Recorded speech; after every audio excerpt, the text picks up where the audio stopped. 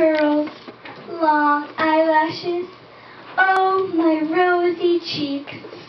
Admiring yourself again, baby doe? What's not to admire? Your lost fortune?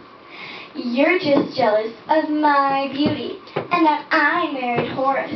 Well, I married him first. But he divorced you, and then he later chose me. At least I didn't die penniless. My name is Augusta Tabor, named after Maine's capital. And I was the first to marry the most affluent man in Colorado, Horace Tabor. At age 24, I married Horace A.W. Tabor, a Vermonter who had been a stonecutter working for my father. The first couple years of marriage were devastating.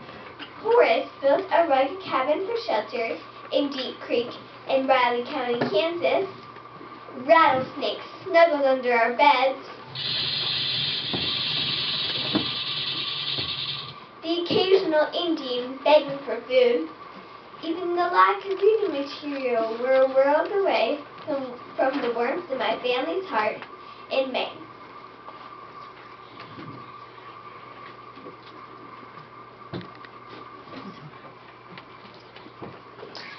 So what I'm hearing is that you were once poor? Not for long. Shortly after our son Maxie was born, Horace and I were anxious to discover the tremendous gold rush of the Rocky Mountains. So we packed for a few belongings and headed west to Colorado. The 6-week journey was long and devastating. We settled outside of Denver mining the plains, but then we headed to the Arkansas Valley. Crossing the high plains was nothing compared to the challenges that laid ahead of us. By challenges, do you mean your tragic divorce? No! I had to pound clothes clean and icy stream, take care of baby Maxie, prepare meals for bears of rations, and guard my own fragile health against the difficulties of spring in the high Rockies. At one point, I almost lost my life while fording the river when the bed of my wagon rose and started taking me and my baby downstream. Catching a tight hold of some branches, I bought myself enough time for men to come to rescue me after I collapsed unconscious. At least I didn't almost die in a river.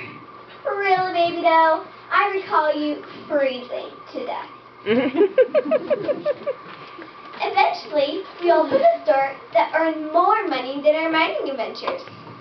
In 1878, Horace dug it rich with the first of many silver mines. This is how he received his nickname as the Silver King, and we became one of the most wealthy families in America.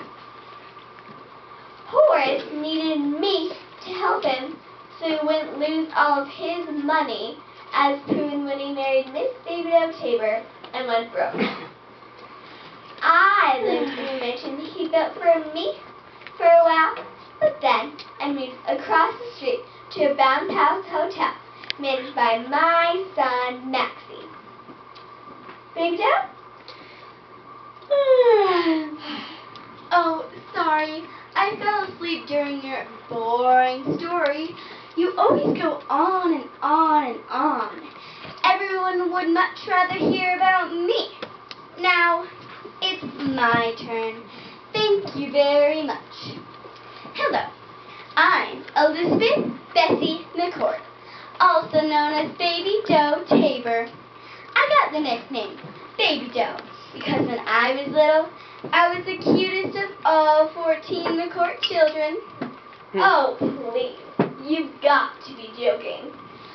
You tell me. My looks are why Horace divorced you. I left him. Anyway, back to my story. I married Harvey Doe. First, at the age of 22. and we moved to beautiful Colorado together. I enjoyed the exciting life in the silver and gold mining town. After living in Colorado for 3 years, I divorced Harvey because I saw him in a bar drinking whiskey. And because I hated that fact, I moved to Leadville. After one morning in Leadville, I could tell that something great was going to happen to me. And something did. Shortly after, I met Horace Tabor, one of the richest men in Colorado, who owned several silver mines, including the Matchless Mine. And we fell in love head over heels, and he became my husband. My husband, you mean? Right. He also gave me whatever I wanted, even though he was married to Augusta. You mean he bought useless things with our money? No, he bought things for me, and I wouldn't call that useless. While Augusta lived in Denver, Horace lived in Leadville. Horace liked big parties and spending money. Augusta didn't, but I did. Augusta realized that Horace was falling in love with me and my beautiful appearance. So she divorced him, and Horace and I got married.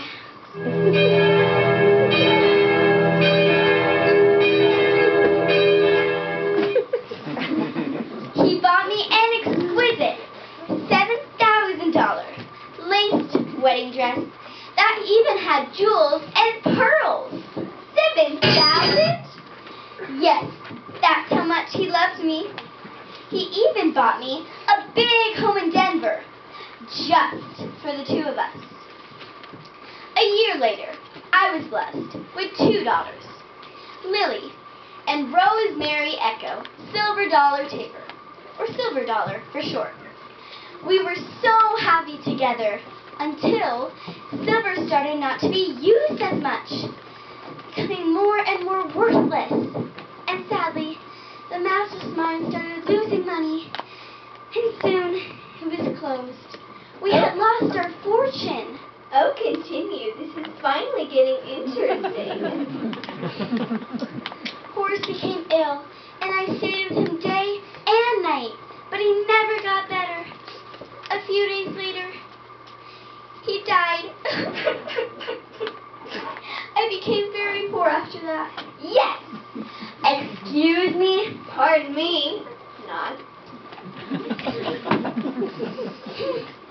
When I was poor, I thought I still have my 2 daughters.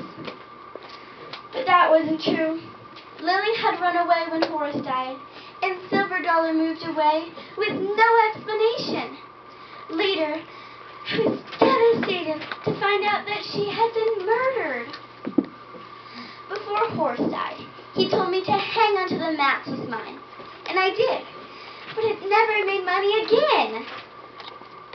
Oh, you're making me cheer up. For 10 years, I lived in a shack at the Matchless Mine with nothing, but continued to guard the mine.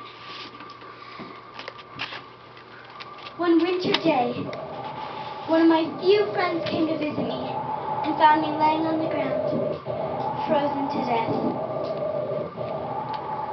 I died with an estimated $1 million, while Beto died in a shack with rags on her feet and 75 cents in her pocket.